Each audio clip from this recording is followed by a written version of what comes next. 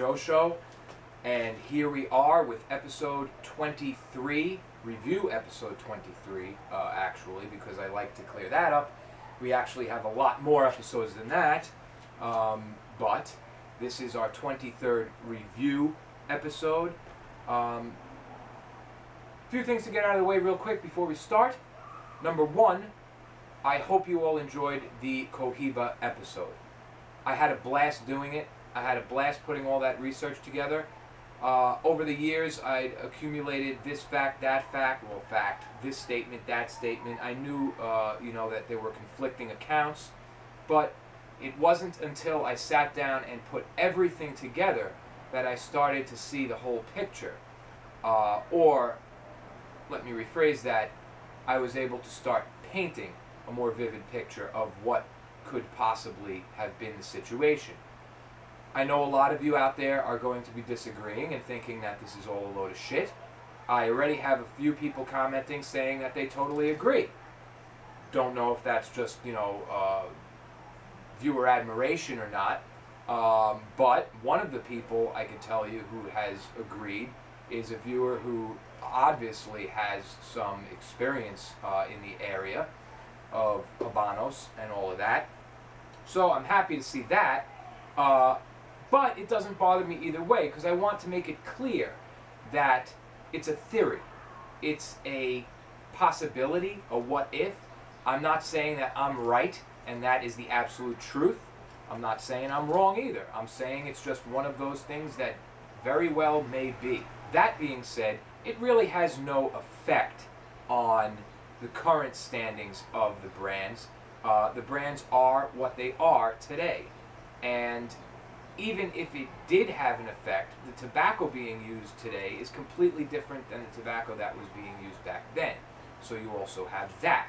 It really doesn't affect us. What it does say, however, is that after all these years, Cuba, and I guess this is possibly because of the way it's run, a lot of nations under that type of government tend to be very secretive about everything they do. Unlike the American cigar industry, you never get a straight answer from the Cuban cigar industry. Everything is always covered in myth, or what if. They don't tell you. They just don't tell you about anything. They keep everything very, very secret. So Cuba is very secretive about all its affairs, which is very much in line with most of the other countries run under similar systems.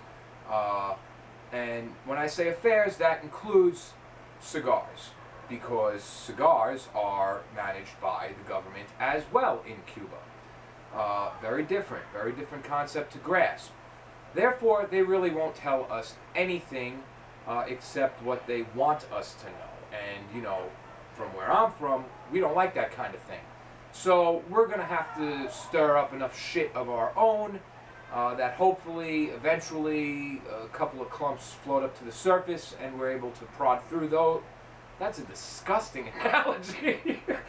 Jesus. Well, I already said it. That's what it is. We're going to have to rake through the muck in order to come to the truth. Would it really affect anything in today's market or from today's point of view?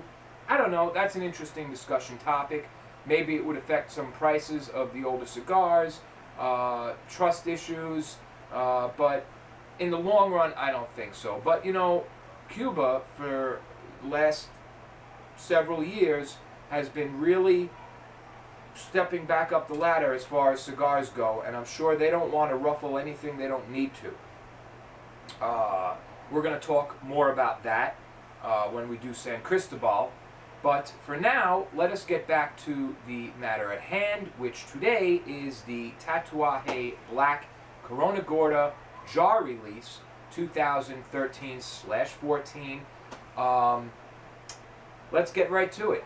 We had a lot of fun doing the Petit Lancero. Of course, we'll be comparing this cigar to that. Is the same blend. We'll also be reminiscing about the original Tatuaje BLACK 10 years ago. The company's 10 years old. The original Tatuaje BLACK came out in 2007, so 7 years ago, I smoked an original Tatuaje BLACK. It was very, very good. I enjoyed it very much, and if I had to rate it now, I wouldn't know, because that's the thing. With cigars, memory, so much of it is nostalgia. For instance, let's look at the Cohiba that I just did. While I did the episode, smoking it, going through it, doing all the history, came to the end, gave it what I thought was a fair rating, 8.0, bang, done. By the time I was even done editing the episode, which was about a week later because of circumstances, but I did apologize for that. By the time I edited the episode and I got to the very end of editing and I was going over the final rating and typing in my final thoughts, if anybody ever makes it that far, I don't know. I try to be creative. I think you'll like the end of the episodes more now that I added a little music and some pictures and pretty cool stuff. Anyway, another tangent. By the time I got to that, my mind started going 8.0. Man, and I even wrote at the end of my final thoughts that perhaps the only thing harsh about that cigar were my own biases. And what I meant by that didn't really have enough room to keep on typing, and I don't want to, this isn't a caption slideshow. So, I'll explain it now. What I meant by that is my own particular desires for complexity, unique flavor, extreme flavor sometimes. I'm a full flavored kind of guy. That's my profile. I like a lot of strength. Cohiba definitely had enough strength for me, although, it wasn't as strong as people make it out to be, not at all. But complexity-wise, anyway, long story short, what I started realizing going over the review was that in so many areas, this cigar obviously strives for perfection.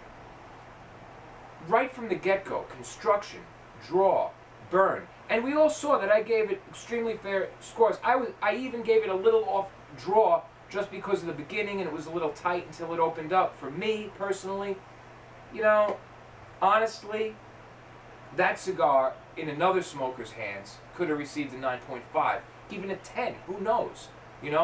What I will say about that Cohiba is I really do believe it's one of the best cigars, considering all things, and considering the masses, and I think that's why it's such a world-famous cigar.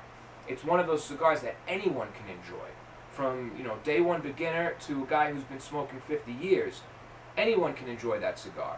They aim to balance it so that people who smoke mild cigars wouldn't get crushed, and people who smoke heavy-duty cigars will still be satisfied. As just stated, the construction is, honestly, really, I have to be honest, the construction is among the best that I've ever seen when dealing with Cuban cigars, especially, and that's saying a lot now that a lot of Cuban cigars, quality control has gone way up, and Cuban cigars are much better in terms of construction.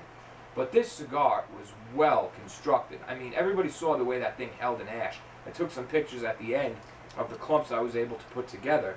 Cuban cigars don't generally do that very often, even the good ones. They tend to flake, break off, drop off. The ash was whiter than a lot of other Cuban cigars, which signifies to some people that it's finer tobacco. Others claim that it has to do with combustion. I think it's a mix of the two, as always. But you see, in all those areas. And complexity-wise, yeah, okay, I don't think it was an extremely complex cigar, but it definitely wasn't a cigar with no complexity. Again, it kind of fits somewhere in the middle. I enjoyed it. I think a guy smoking for a week would enjoy it. I think a guy smoking for 100 years would enjoy it. It's that kind of cigar, and that makes it special. So even though I just gave it an 8.0, which isn't a bad score, for our rating system, that's a pretty damn good score. As you've seen some of the other cigars we've done before, a few, in the past couple of weeks, a few have gotten some very high scores. So anyway, that's that, and that is my little Dr. Joe news segment. We're done with that, and we're moving on to the Tatuaje BLACK. Let's take a look at what they sent me. I'm also going to talk a little bit about the service I received from this website. It was fantastic. We'll talk about that. let's get into it. All right, so I moved a few things just so we can get a better look. Now, here's the box. Ah, perfect, it worked. Wanted to get it in a light so everyone could see the design. If I can get my fat hand out of the way. There we go. Pretty cool. I like that honeycomb thing. You know, on the back is a story that we'll take a look at in a minute. It's Pete Johnson's story about the Tatuaje BLACK. And I really like this design right there for some reason, and I was kind of hoping the jar would exhibit that. There's also this, which is very cool. And so when I first saw it, I was like, oh, wow, really cool. Now, mind you, I knew two things. I knew, A, this jar was not made of glass or porcelain or anything like that.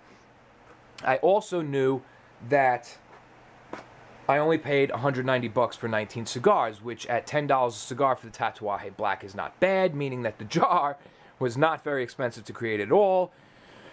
And considering that there are 10,000 of them, you know, I don't think Pete Johnson is the kind of guy who wants to lose money on anything. So I believe, in short, that these jars were extremely cheap to produce.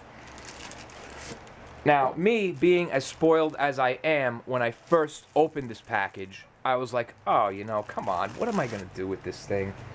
You know, first of all, the material. It's plastic. They call it this stuff melamine, something like that. Pete Johnson makes ashtrays out of it, which means it's basically a very strong, high-impact, maybe even ballistic-type plastic that doesn't burn. And he used it to make this jar. But no matter how fancy it is, or what it can do or stand up to, and no matter how scientific the name you give it, it's still fucking plastic. And, you know, I don't like plastic. It's just cheap. On the camera, the jar really is looking better than it does in real life. You know, on the camera, it's like, wow, you'd see that engraving in there and everything. And the engraving is fairly shallow. And again, it's plastic. So, you know, that's me. I'm spoiled. But again, it's not like I paid $400 for this or $1,000 like a lot of the Cuban jars.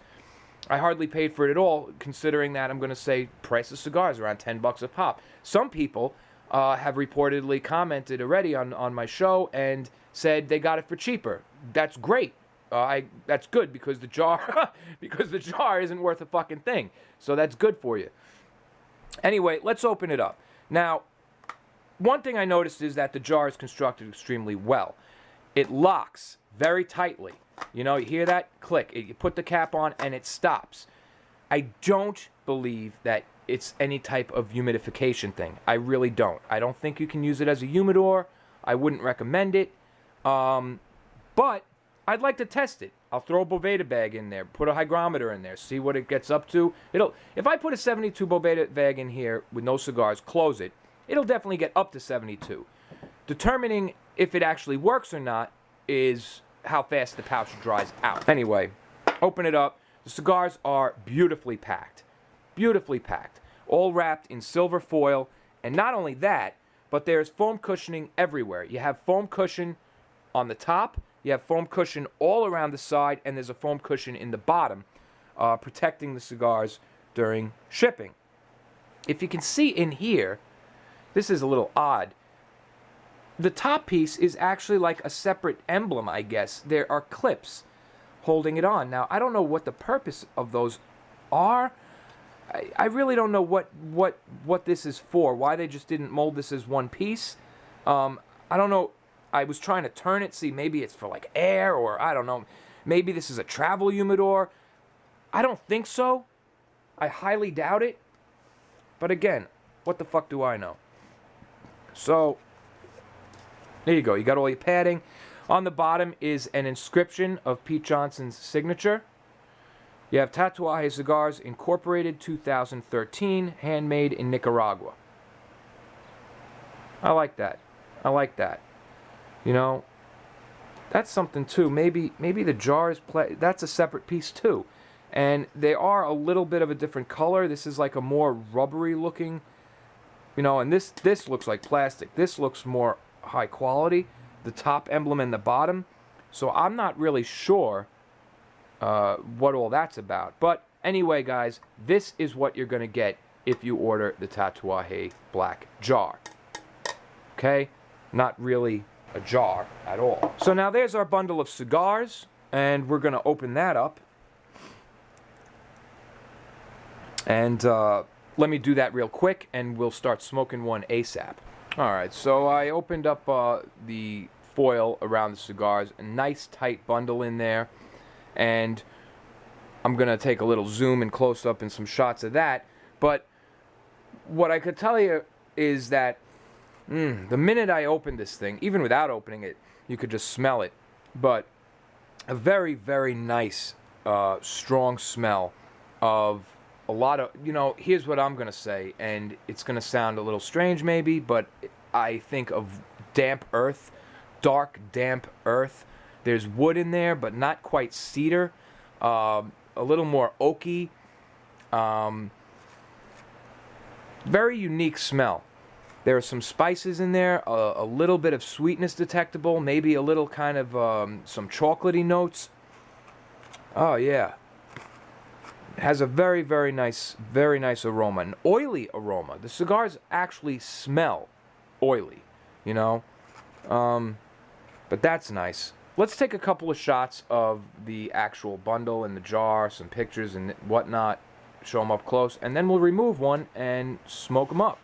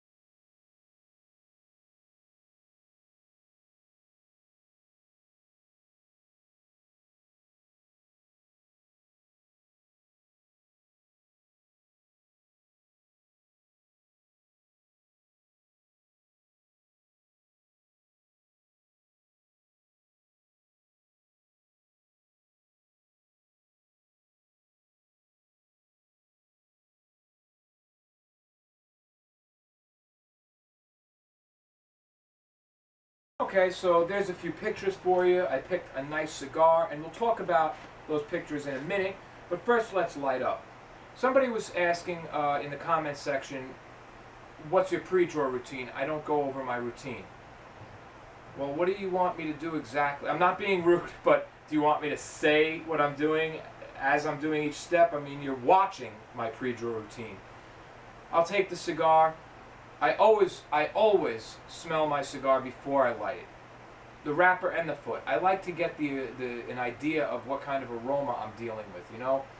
In this case, this wrapper has a semi-sweet, but very subtly, semi-sweet kind of profile with a lot of wood, but not cedar, and what I'm calling soil.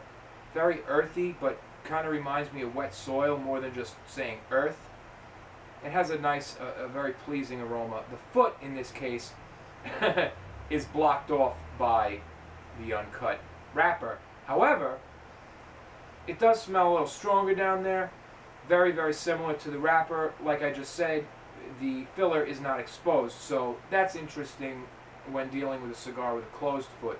A lot of times, like with an Opus X, let's say, wrapper, very sweet profile, spices. Sometimes if you like, say, a Forbidden X, you can even smell that appley kind of, but that's not really natural, that's kind of infused. But the foot will smell totally different with a very barny kind of smell. Anyway, this cigar has a decent aroma to it. It's not very strong, but it's there. It's not just kind of drifting away. You know, I look at my cigar. Of course, for rating purposes, I want to look and say, okay, what do we have here as far as appearance goes? Well, I'll tell you one thing. These Tatuaje Blacks are some of the ugliest looking cigars I've seen in a long time.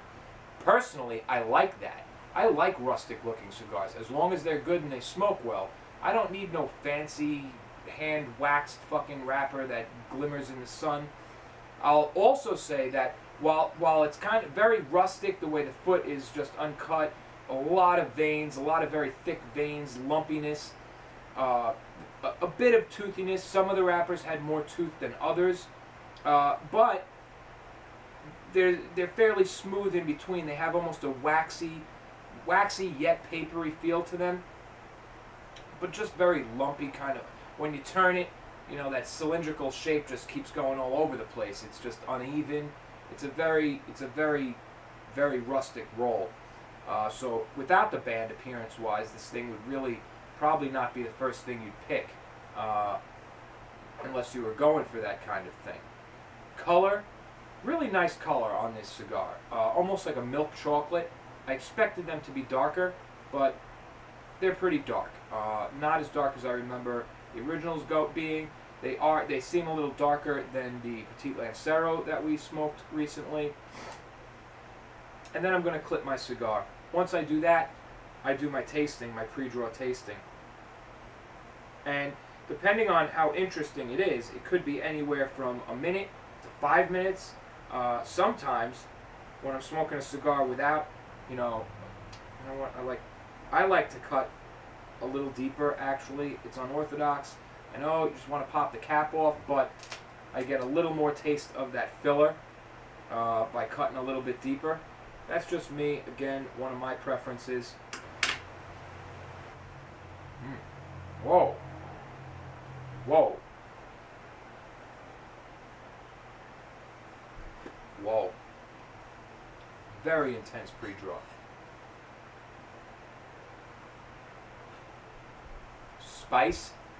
Spicy, a tiny bit sour. It's making me go, you know, almost a bit of kind of a twang effect. Salty. Very, very deep. Deep but not low. Like I say bassy, I have a hard time describing things. Bassy is more of like, you know, a tone, you know.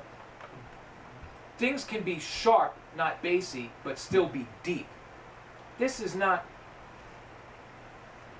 well, let's use intense. Some very, very intense kind of coffee type flavors. Very oaky. Almost on the verge of, I mean, this is complex right here. There's a lot going on. And as I'm doing, I'm going back and forth because it's almost on the verge of giving me a bitter note. That's how intense and deep this flavor is. But it doesn't register. It creeps there. It's almost there.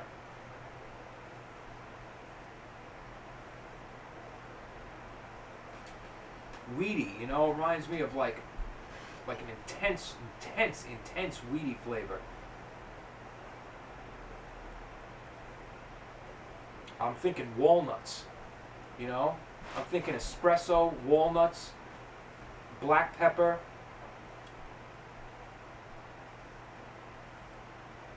dark soil, earth, oak. Very intense, and it's amazing, but all these flavors can really be separated. So far, this is impressive. Spice coming in more and more. This is impressive. Now you could tell the difference when I get a nice pre-draw, an interesting, complex pre-draw, and one that's kind of like, you know, like what some cigars I'm like.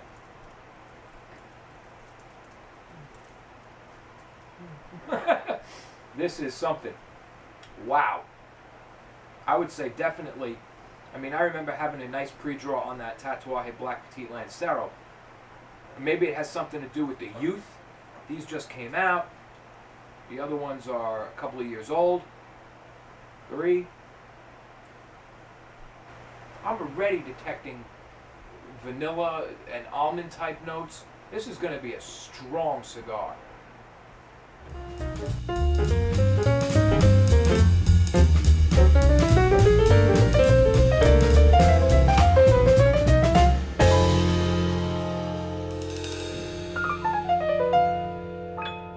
Say goodnight, Max.